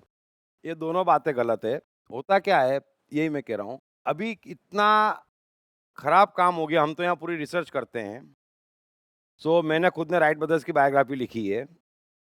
इंटरनेट पे सब कुछ उपलब्ध है आज की तारीख में, और सारे असत्य हैं। रोबो बोला, रोबो ने कत्ल किया, अफगानिस्तान में विमान मिल गया, कहीं भी कुछ ऐसा है नहीं। इंटरनेट पे देख लो, आप एक बार और चेक कर लेना। राइट ब्रदर्स को कुछ लेना देना नहीं, इंडिया में विमान का कुछ भी लेना देना नहीं, रत्ती भर दूर दूर तक का लेना देना नहीं है, अमेरिका का भी विमान से कुछ भी लेना देना नहीं है। बहुत पीछे से वो आया है, मतलब उनका तो उपयोग भी नहीं करते थे। अमेरिका तो विमान बनने के बाद भी सालों तक यूएस विमान का उपयोग नहीं करते थे, दूसरी कंट्री ने एक्सेप्ट करा था। क्या होता है कि इंटरनेट पे अभी आप लिख दो कि परसों कृष्णा चौपाटी पे देखे गए थे, कोई रोकने वाला तो है नहीं। इसीलिए हम लोग यहाँ इतनी मेहनत करते हैं कि ओरिजिनल किताब लाते हैं, ओरिजिनल बायोग्राफी लाते हैं, और कहाँ कहाँ से लाते हैं, और फिर पूरी रिसर्च करके मैं खुद उनकी साइको एनालिसिस करके उन पर किताब लिखता हूँ, ताकि कोई भ्रमित ना हो जाए। क्योंकि महान मनुष्य बड़ी महानता से बनता है, और कहना बड़ा आसान है। मैं हमेशा कहता हूँ, हमारे राम जी के पास विमान पहले से था, उड़ना राइट ब्रदर्स के विमान में पड़ रहा है ना। तो ये गलत बातें कर करके हम अपने आप को संतोष में नहीं डाल सकते, समझे। भारत की असेट कभी विज्ञान न थी, न है, न रहेगी, एक्सेप्ट महाभारत युग के। उस समय भारत सबसे ज्यादा एडवांस था, महाभारत हो गई, बात समाप्त हो गई, बरोबर है। हम शुरू से एडवांस साइकोलॉजी में हैं, साइकोलॉजी के बादशाह हैं, सत्य के बादशाह हैं, और सत्य ही दिया जा सकता, और सत्य दे के ही बाकी सब कुछ पाया जा सकता। ये भारत की हकीकत है। क्या होता है कि इंटरनेट की बातों पे जाने का या बेकार की बातों का कोई मतलब नहीं है। सत्य बड़ा सीधा और साफ है, और आजकल चाइना इसमें मास्टर हो गया है, हर जगह अपना नाम जोड़ देते हैं। अपने ये यूरोपियन कंट्री भी मास्टर हो गई है, और अमेरिका तो शुरू से मास्टर है। अगर यही सब चलता रहा तो 100 साल बाद किसने क्या बनाया था और किसका क्या इतिहास था, यही नहीं मिलेगा। इतना मिश्रण हो जाएगा, क्योंकि सब दावा करने दौड़े हैं। और आश्चर्य की बात, ये पेपर पढ़ना, रिसर्चेस होती, ये खाने से ये होता, कभी सिद्ध हो सकता है? जरा सोचना, कैसे सिद्ध करोगे? ये चीजें बिकती है, लोग बाग पढ़ते हैं, चलता है। फिर क्राइस्ट की लव स्टोरी आती, बुद्ध की लव स्टोरी आती, चलती है, क्या करेंगे? मैं ओरिजिनल जीवन एग्जैक्ट और फिर उसमें साइकोलॉजिकल सीक्वेंस बिठा के लिखता हूँ। राइट ब्रदर्स की पूरी बायोग्राफी सबकी मैंने पढ़ी हुई है, और खुद लिखी हुई है, सभी की, मतलब कोई बाकी नहीं है उसमें। बुद्ध की भी पूरी की पूरी हजारों किताब पढ़ी हुई है। आप समझें कि ऐसा नहीं है जैसा हम समझते हैं, और हम लोग कोशिश कर रहे हैं कि जो जैसा है वैसा सामने आ जाए, ताकि ये सारी मिलावटें खत्म हो जाए। क्योंकि इंडिया से ब्लूप्रिंट, इंडिया में कोई हवाई जहाज का कभी इतना भी कुछ भी काम नहीं हुआ, और उस समय तो हम गुलाम थे, कहाँ हवाई जहाज खोजेंगे? नहीं, पर उसका है प्रूफ, जब उन्होंने दिखाया है रिटर्न, तो प्रूफ कहाँ, कुछ है ही नहीं, मतलब रत्ती भर कुछ भी नहीं है। अब कहने वाला कुछ भी कह दे, लिखने वाला कुछ भी कह दे, रत्ती भर कुछ भी नहीं है, कुछ भी नहीं है। और दूसरा, अपन ने जो E=mc² की बात की थी, वो तो सत्य है, हम मानते हैं। उसमें जो स्पीड ऑफ लाइट दी है वो ऋग्वेद में दी हुई है पहले से ही। कहाँ दी हुई है? यही तो बात है ना, यही तो बात है ना, कुछ भी नहीं दिया। आपने कभी पढ़े हैं? ये क्या है, वही जैन शास्त्रों वाली बात हो गई। जो भी वैज्ञानिक खोज होगी हमने करी, हिंदू कहेंगे हमने करी, ऐसा बहुत अच्छा हुआ जो आपने करी, है ना। क्या फायदा उससे? कुछ भी नहीं है, फायदा कुछ नहीं। कुछ भी नहीं है। अभी आप कुछ भी लिख दो यार, उसमें क्या है? आप लिख दो मैंने चांद खा लिया था, यमुना रोक दी थी, प्रैक्टिकल नहीं है। अरे है ही नहीं कुछ भी, प्रैक्टिकल का कुछ है ही नहीं ऐसा कुछ भी। जो कुछ भी ज्ञान है वो गीता और अष्टावक्र में है, थोड़ा बहुत उपनिषद में है, बाकी कुछ भी नहीं है। कहाँ है? कृष्ण इतने धड़ल्ले से कह रहे हैं, आप जैसा समझदार आदमी कृष्ण इतने धड़ल्ले से शास्त्रों का मजाक उड़ा रहे हैं। ये दावे क्यों हम करते हैं हमें समझ में ही नहीं आता है। पूरी दुनिया, मतलब ये नहीं भारत या जैन या चाइनीज पीपल या अमेरिका, दावे क्यों करते हैं? जो है सो है। आप ले आओ ऋग्वेद, चलो आप ले आओ वो ब्लूप्रिंट। अरे रत्ती भर 0% भी सत्य नहीं है, 0% भी सत्य नहीं है। और आप तो कुछ नहीं कह रहे,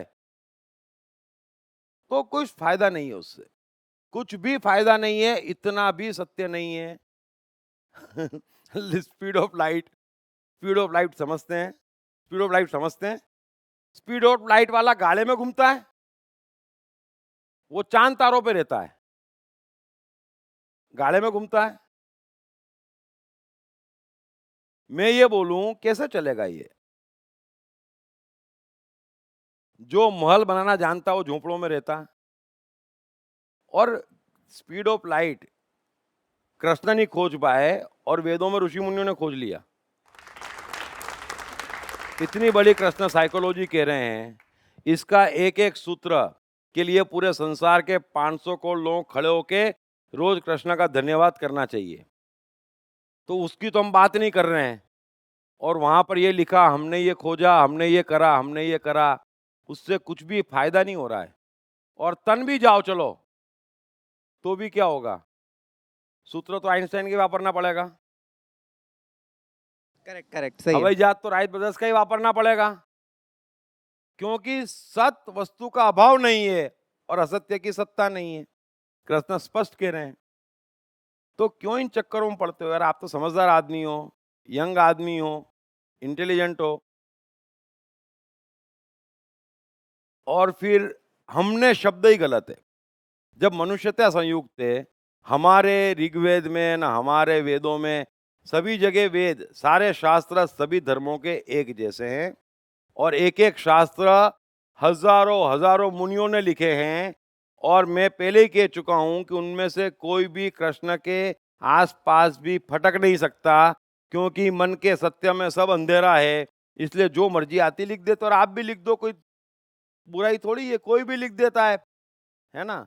वो बाबा लोग नहीं लिख देते, मैंने भभूति दी, इसका कैंसर दूर हो गया, 5-10 जने ले आते 10,000 महीने की तनख्वाह पे, फिर हजारों लोग फंस जाते। तो लिखने, बोलने, करने, कहने से क्या फर्क पड़ गया? कुछ भी फर्क नहीं पड़ रहा है। सो मेहरबानी करके बने वहां तक। ये गीता में हम उठने की कोशिश कर रहे हैं, जब कृष्ण कह रहे हैं कि परमात्मा प्रकृति का भी आप पर रत्ती भर कंट्रोल नहीं है, हम इतनी परम सत्ता हैं। तो सारे विषय छोड़ने लायक है, सारा ज्ञान छोड़ने लायक है। कृष्ण अर्जुन से बार बार कह रहे हैं कि सारे शास्त्र बड़े मामूली हैं एक जागे हुए इंसान के लिए।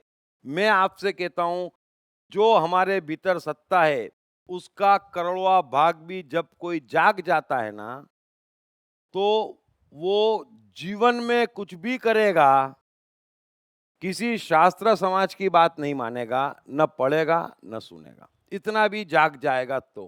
क्योंकि शास्त्र भीतर है।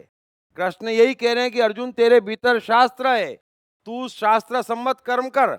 तू ये शास्त्रों के बहाने से ये पाप है और वर्ण संकर को प्राप्त होऊंगा और ऐसा होगा, इन चक्करों में मत पड़े, उसमें कुछ भी सत्यता नहीं है। और ऋग्वेद में समय, speed of light, Krishna exception है, लाओजू एक्सेप्शन है, क्राइस्ट एक्सेप्शन है, लियोनार्डो विंची एक्सेप्शन है, बरोबर है। लेकिन मनुष्य चेतना का असली विकास आज हुआ है। उस समय अगर 100 साल में 25 लोग चेतना के जागे हुए थे, तो आज कम से कम 25 लाख लोग जागी चेतना के जी रहे हैं। और उस कारण से उन देवताओं के भरोसे हम ये प्रगति कर रहे हैं। तो आज तो संसार धार्मिक है, आज इतने जागे हुए लोग हैं, वहां हम ऐसी बातें कहां करें? ऐसे तो बाइबल में भी लिखा है कि सूर्य पृथ्वी के चक्कर लगा रहा है, तो क्या हो जाएगा उससे? शुरू कर देगा कभी? तो लिखने वालों का कुछ नहीं जाता। हम साइंटिफिक युग में हैं, हमें कृष्ण से मतलब है, लाओ त्ज़ू से मतलब है, क्राइस्ट से मतलब है, बाइबल से कोई मतलब नहीं है। So thank you very much. आप यंग है इसलिए मैंने आपको ज़्यादा टाइम दिया है समझाने के लिए कि पहली बात तो आप यहाँ पे मेरी लाइब्रेरी में जाना, बुद्ध की लाइफ पे मैं किताब लिख रहा हूँ। आपको अनलिमिटेड किताब है और वो भी कितने कितने देशों से मंगवा के रखी हुई है और वो पढ़ना पड़ती है। फिर उनकी ऑथेंटिसिटी बराबर समझ के, जब कृष्ण पे किताब लिखी तो सारी चीजें देख के लिखी है मैंने। और बाकी तो शास्त्रों की बात तो क्या करना, आपको उसमें यज्ञ भी मिल जाएंगे। यहाँ बैठे बैठे दूसरे देश को खत्म कर देना हो जाने वाला है, वो भी मिल जाएंगे आपको, है ना। ये भी मिल जाता है, क्राइस्ट ने मरे हुए आदमी को जिंदा कर दिया, कृष्ण ने उंगली पे पहाड़ उठा लिया, है ना। आप सोचें कृष्ण ने उंगली पे पहाड़ उठाया होता, कृष्ण इतने चमत्कारी होते तो अर्जुन इतनी बहस करता कृष्ण से? क्या बात करते हो यार। अभी सत्य सामने है, कृष्ण सीधे साधे सामान्य मनुष्य हैं, इसलिए उसे समझा रहे हैं कि मैं जानता हूं प्यारे सत्य क्या है, तेरे लिए युद्ध करना श्रेष्ठ है और इतनी ही मेरी ताकत है तेरे पे, है ना। तो अर्जुन को नहीं मालूम कि उस समय कृष्ण ने क्या क्या किया और आज सबको मालूम है। अबे सत्य हमारी आंख के सामने है, हाथ कंगन को आरसी नहीं, पढ़े लिखे को फारसी नहीं, फिर भी हम फारसी पढ़ते हैं, ये हमारी दिक्कत है। बाकी गीता में स्पष्ट दिखता है कि कृष्ण किस व्यक्तित्व के मालिक है, क्या कृष्ण का जीवन था। तो अभी क्राइस्ट अगर एक मृत आदमी को जीवित कर सकते तो पूरी दुनिया से मौत ही हटा देते ना यार। तो क्यों हम करते। वो साईं बाबा इतना सादा जीवन जिए, आज सबसे बड़े चमत्कारी हो गए। वो कबीर, वो भी चमत्कारी हो गए। तो हम कर क्या रहे हैं, हम डरे हुए हैं। तो हमको या तो कोई आसरा दे या चमत्कार दे। हम खुद कर्म, जो कृष्ण कह रहे हैं कर्म से बनो, हम कहते हैं वो तो हमसे होता ही नहीं, हमारे में क्षमता ही नहीं है कर्म की, हम कुछ पालें अपने बल पे। तो कोई चमत्कार करो, कोई आश्वासन दे दो, इससे बड़ी दरिद्रता कुछ नहीं हो सकती। और चमत्कार कहां से होंगे जब कर्म की स्वतंत्रता है, कोई कुछ नहीं कर सकता। तीर लगा, कृष्ण की मृत्यु हो गई ना। सूली लटकाई, क्राइस्ट की मृत्यु हो गई। महावीर को पेचिस की बीमारी हो गई, मीरा को जहर दिया, सोक्रेटिस को जहर देके मार डाला, मंसूर का गला काटा ना, कौन बच गया? महावीर को पेचिस की बीमारी हुई। बुद्ध कितने बीमार थे अंतिम समय, बुद्ध की मौत कैसे हुई है कभी पढ़ लेना, ढूंढ के लाना, आश्चर्यचकित हो जाओगे। मैं अभी नहीं कहूंगा जब तक बुद्ध की बायोग्राफी नहीं लिखूंगा।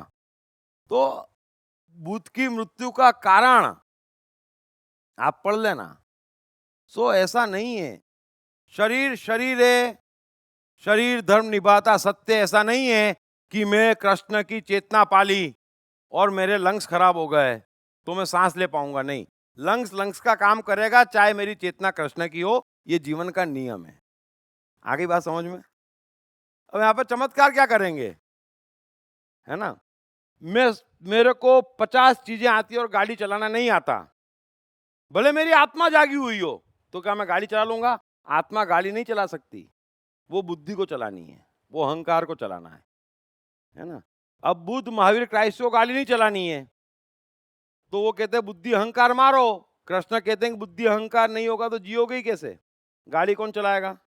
रथ कौन भगाएगा? झूठ कौन बोलेगा? रास कौन रचाएगा?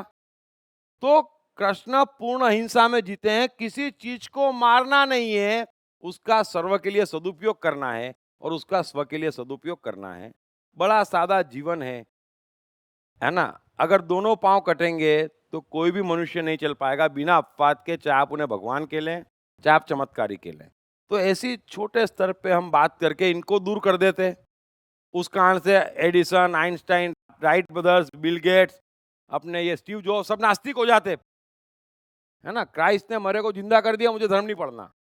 मैंने भी जीवन भर कृष्ण की तरफ नहीं देखा। मैंने कहा ऐसी ऐसी स्टोरियां सुनाते हो, दोनों जाओ, सुनाने वाले भी जाओ और कृष्ण भी जाओ, किसी काम का नहीं। वो तो गीता पढ़ी तब समझ में आया कि बड़ा सीधा सादा जीवन है, कहाँ चमत्कार है। फिर शास्त्र पढ़े, कहीं कोई उल्लेख नहीं है। हाँ, 1000 साल पहले भागवत लिख दी, उसमें उल्लेख है अब 1000 साल पहले अभी आप नहीं लिख दो, आप और लिख दो, उसमें क्या दिक्कत है? आप लिख दो कृष्ण के नाम से कि कृष्ण ने बोला था इस तारीख को आइंस्टाइन E=mc² खोजेगा, और फिर बोलना देखो कृष्ण बोल के गए थे, कोई रोक थोड़ी रहा आपको।